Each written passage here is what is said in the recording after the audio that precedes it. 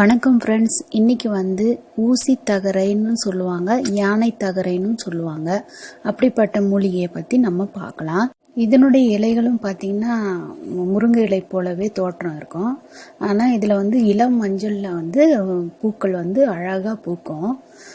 ஒரு தட்டை பயிறு மாதிரி நீண்ட காய்களை கொண்டு காணப்படுங்க. இது மிகவும் மருத்துவ குணமிக்க மூலிகை.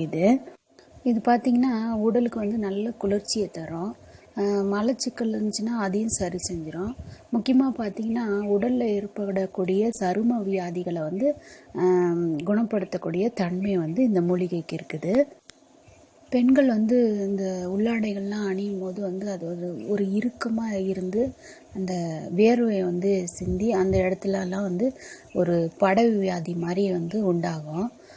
இந்த பாதிப்புகளுக்கெல்லாம் என்ன பண்ணலான்னா, அதுவே ஒரு படர் தாமரை போல் ஒரு இதுவாக ஸ்கின் அலர்ஜியாக மாறிடும். அந்த டைமில் இந்த தகரை இலைகளை நல்லா நம்ம அரைச்சி நல்லா பூசிட்டு கொஞ்ச நேரம் கழித்து குளித்தோம்னா அந்த சரும வியாதிகள்லாம் குணமடைஞ்சிருங்க. சில குழந்தைங்களுக்கு பார்த்திங்கன்னா டஸ்ட்டு அலர்ஜினால் நல்ல உடம்புல சிரங்குகள் ஏற்படும். அப்படி இருக்கும்போது இந்த ஊசி தகரனுடைய விதைகளை நல்லா மோர் விட்டு அரைச்சி அந்த சிரங்குகள் மேலே நம்ம தடவிட்டு வந்தோம்னா ஒரு மாதம் அப்படி தடவிட்டு வந்தோம்னா சிரங்குகள்லாம் குணமடைஞ்சிரும். படை தேமல் போன்ற சரும வியாதிகளிலிருந்தும் இது குணமாக்கிடுங்க.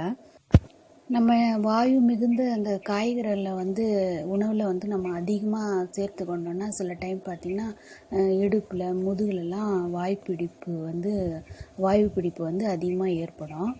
அந்த மாதிரி சமயத்தில் நம்ம என்ன பண்ணோன்னா இந்த ஊசி தகரினுடைய இலைகளை நல்லா அரைத்து அதில் நல்லா நீர் விட்டு நம்ம என்ன பண்ணோம், ஒரு வாணலியில் அதாவது கடாயில் இட்டு நல்லா நல்ல இதமான சூட்டில் அதை நல்லா வதக்கிட்டு அதை வச்சு சூடு பொறுக்கிற அளவுக்கு அந்த இடத்துல நம்ம ஒத்தடம் கொடுத்தோம்னா அந்த வாயு பிடிப்புலேருந்து நம்ம இதே போல் பார்த்திங்கன்னா சூட்டுனால உண்டாகிற கட்டிங்களில் வீக்கங்களை மேலே கூட இந்த இலையை நம்ம அரைச்சி தினமும் தடவிட்டு வந்தோம்னா சீக்கிரமாக குணமாயிடுங்க. பல் முளைக்கும் போது குழந்தைங்களுக்கு சில குழந்தைங்களுக்கு ஜுரம் வரும். அந்த டைமில் என்ன பண்ணலாம், இந்த ஊசி தேகனுடைய இலைகளை நல்லா பொடியாக நறுக்கி ஒரு 1/2 லிட்டர் தண்ணியில் நம்ம நல்லா சுண்டை காய்ச்சி அந்த நீரை அந்த குழந்தைங்களுக்கு கொஞ்சம் கொஞ்சமாக கொடுத்துட்டு வந்தோம்னா அந்த ஜுரத்துலேருந்து அவங்க முழுமையாக விடுபட்டுருவாங்க. இந்த ஊசி தகரை நிறைய தமிழ்நாட்டில் நிறைய காணப்படும்னு சொல்கிறாங்க. ஆனால் இங்கே ஏலகிரி மலையில் பார்த்தீங்கன்னா எல்லா இடத்துலையும் இந்த நிறைய வளர்ந்து நிற்கும். இதனுடைய காய்கள் பாருங்கள், நல்லா ஊசி போல் நல்லா நீளமாக வளர்ந்து நிற்கும். பல நோய் அதாவது தோல் சம்பந்தமான நோய்களுக்கு இது ஒரு அருமருந்தாக செயல்படுதுங்க. இந்த விதைகளை நல்லா அறுத்து நம்ம என்ன பண்ணோம், நல்லா ஒரு புளிச்ச மோர் விட்டு நல்லா அரைச்சி இந்த தேமல் உள்ள பகுதியில் தடவுனா தேமல் முழுமையாக குணமடைஞ்சிருங்க. இந்த ஊசி தகரையிலே பல வகை தகரை இலைகள் செடிகள் உள்ளது. இன்றைக்கி நம்ம இந்த ஊசி தகரையை பற்றி நல்லா பார்த்துக்கிட்டோம்.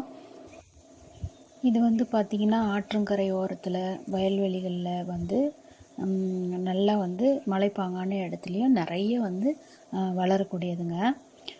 இந்த ஊசி தகரையை பற்றி அறிந்து கொண்டீங்களா ஃப்ரெண்ட்ஸ்? இந்த வீடியோ உங்களுக்கு பிடிச்சிருந்தா எனக்கு லைக் பண்ணுங்கள், ஷேர் பண்ணுங்கள்.